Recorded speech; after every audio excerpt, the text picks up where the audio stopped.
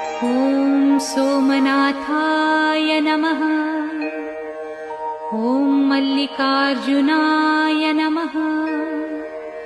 ॐ महाकालेश्वराय नमः। ॐ ओंकारेश्वराय नमः। ॐ वैद्यनाथाय नमः। ॐ भीमशंकराय नमः। ॐ रामेश्वराय नमः। ॐ नागेश्वराय नमः। ॐ विश्वेश्वराय नमः। ॐ त्र्यंबकेश्वराय नमः।